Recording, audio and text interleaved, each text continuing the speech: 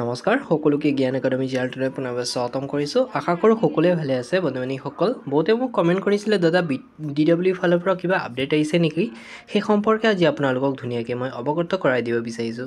গতিকে অসমৰ কেণ্ডিডেটৰ ভেৰিফিকেশ্যন সম্পৰ্কে মই কি আপডেট আছে সেই সম্পৰ্কে জনাই দিম। পোনপ্ৰথমে কৈ দিব বিচাৰিছোঁ যে আপোনালোকে স্পষ্টভাৱে গম পাই চাগে যিটো BTC এৰিয়াৰ ভেৰিফিকেশ্যন ডকুমেণ্ট ভেৰিফিকেশ্যন চলি আছে LPৰ ক্ষেত্ৰত, আৰু এই ডকুমেণ্ট ভেৰিফিকেশ্যন আপোনালোকে গম পাই চাগে 13 তাৰিখৰ পৰা ষ্টাৰ্টিং হৈছে।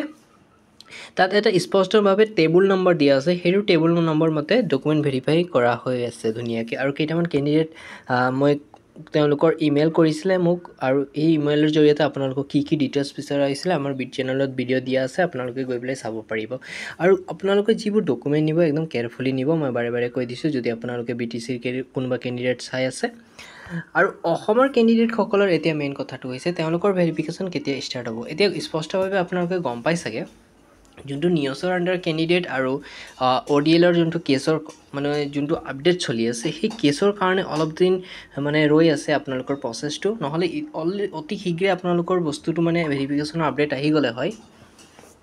কিন্তু এতিয়া মেইন কথাটো হৈছে যে কেতিয়া অসমৰ কেণ্ডিডেটসকলৰ ভেৰিফিকেশ্যন আহিব।